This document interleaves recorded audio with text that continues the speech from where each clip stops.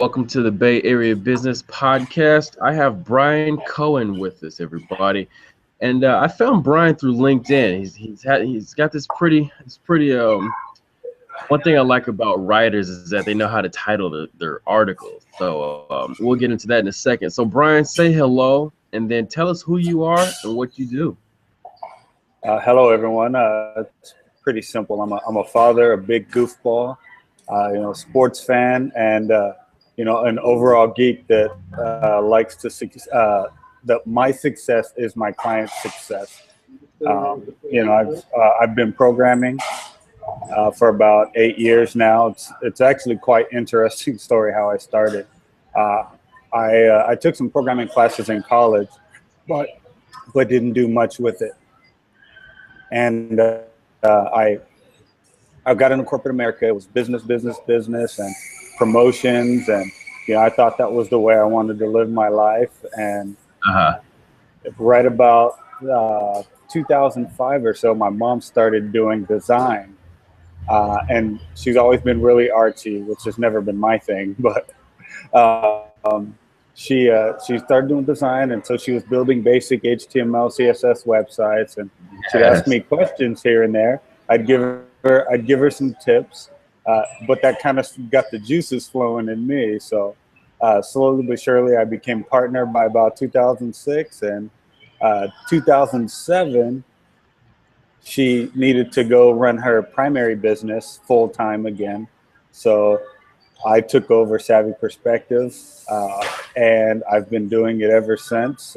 I went from programming and building websites to now transitioning more into the internet marketing side, and trying to do everything that I can to make my clients money. Nice, nice. So that's interesting. I never heard a story where their mom was building HTML and then you took it over from. I mean, maybe in a couple generations, but right as of now, that's pretty unique. Yes, definitely, definitely. And before the call, we had talked about your rebranding it. So you want to kind of go into that, and then a lot of people, you'd be surprised how many small businesses want to rebrand. So how can you give some advice, add some value to them on rebranding and being successful at it? I'm still learning. This is a learning process for me. Um, I've yeah, Neil Patel is kind of one of the gurus in the industry, and so I've really been focused on him and his blogs, um, and and trying to learn the business as a whole. But Uh, what I've noticed is the more that I give on social media, the more that I'm getting in return. And it's just been amazing. So during that transition, what I've really been focusing on is not trying to sell myself or my business at all, or very minimal. I just want to focus on doing anything that I can to help my clients or potential clients, because that's going to turn them into evangelists for you. yep. I have a client that I've had for about 5 years now, and I've probably, just him alone, I've probably had 20 to 25 referrals. Beautiful. So it's really about giving the clients or potential clients what they need, and in return they're going to give you what you need. Yeah. That says a lot when you get referred through clients because that means you're taking care of them and they'll take care of you, like you said. All right, so let's Definitely. kind of let's kind of dig into this article. It kind of stuck out to me. It says no one will read your small business blog.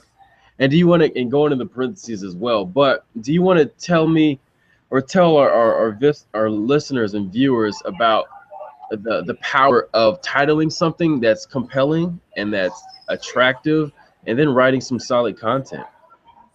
Yeah, well, especially when it comes to social media, we're looking at a limited time that we have to make contact with that potential client. As they're scrolling, you might have 2 seconds to grab their attention as they're scrolling through their feed on their break or waiting for a conference call. So we need to do something to grab that attention. So it's really important. In the industry, they say you want to spend 80 to 90% of your time just focusing on your title. Oh, wow. That's how important the title is, because it doesn't matter how great your content is if you don't have a title that's going to make someone feel the need, not want, but feel the need to click into your article, then everything else is pointless. Yeah. And then obviously once we get them in, we have to give them something that they can use. We don't just want to grab their attention, send them to our site, and let them see something that is of no use. They're going to go out and they're never going to click on one of your links again. So we have to continue to provide relevant and useful content to our clients. Yeah, that's totally. I agree with that totally. Would you agree with the common statement that content is king? I do. We can kind of branch off of that in a few different directions, but the bottom line is content is what is going to drive your business online.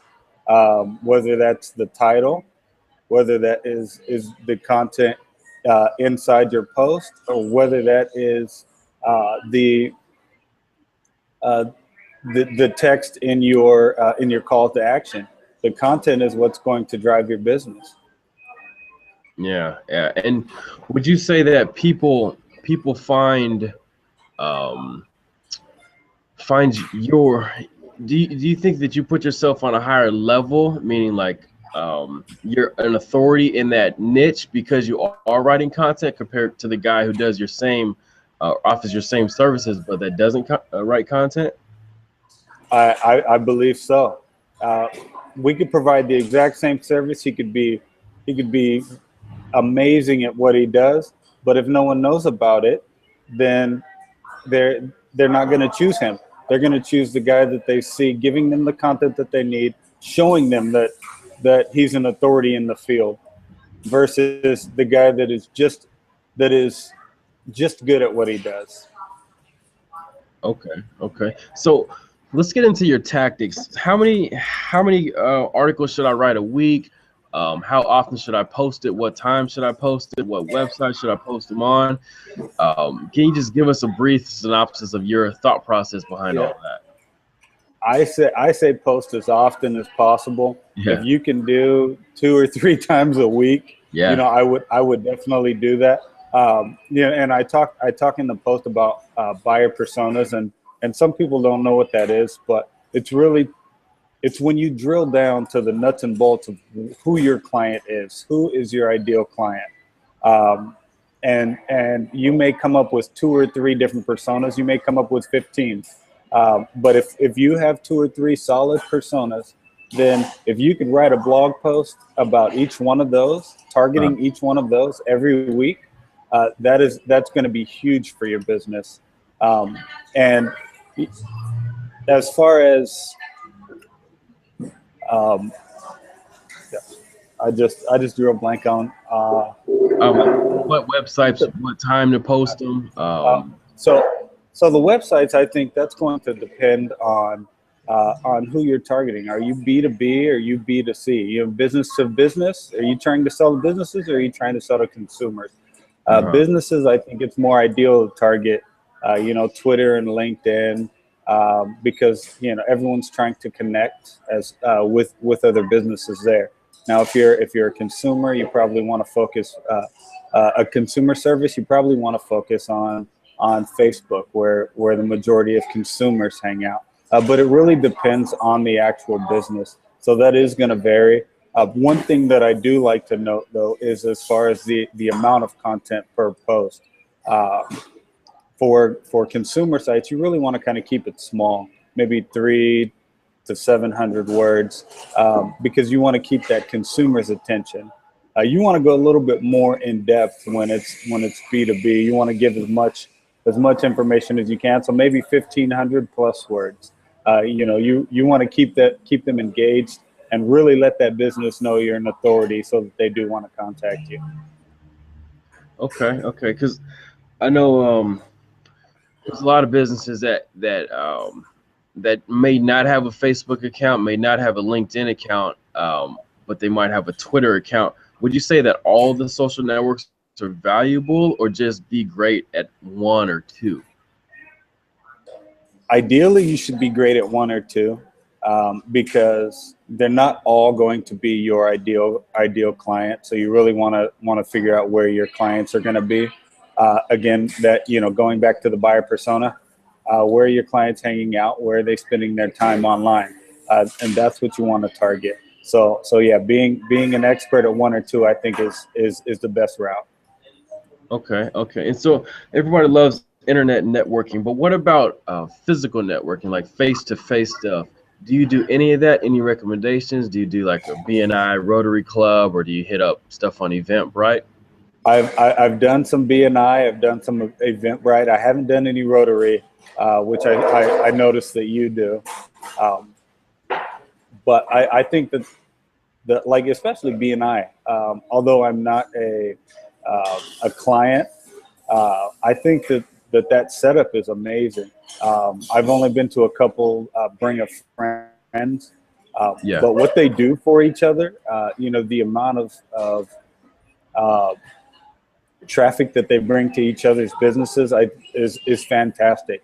They talk about in their meetings how many leads they got this week yeah, from other potential from other businesses in their group, and these are solid. These go beyond leads. These are people that are more than likely going to do business with you because of the referral, yeah, because that network is so tight. So, I don't think you should get away from offline marketing at all. I think they go hand in hand. I'm actually writing a new post currently that is it's offline versus online. But I've actually yeah, crossed out the verses and added a plus sign, because it's not one or the other. We need to be doing both. We need to be doing everything that we can to promote our business, to help our potential clients, and to create evangelists that want to tell anyone and everyone about our businesses. We want people screaming from the rooftops about how great we are. yeah. That's beautiful. That's beautiful. So let's get into your personal development regimen. What kind of articles do you look for to read to gain knowledge? What kind of books do you read? Websites do you go to? I go to, I read, I try to stay up to date on all the search engine optimization stuff, search engine like Moz, um, and Neil Patel, Kissmetrics. Yeah. I try to stay up on as many of the industry sites as possible. Uh, and Bruce Clay, is fantastic. Um, but that type of reading, and then sales.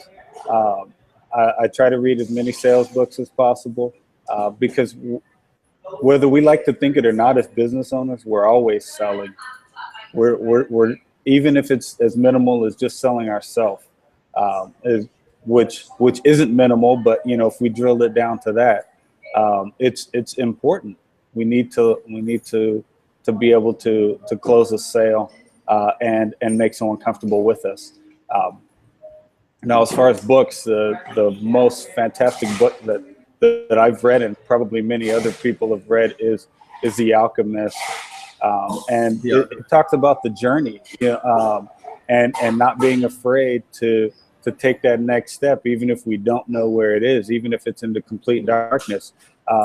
We have to trust what's inside of us. If we get that feeling that something is right, we need to do it and pursue it.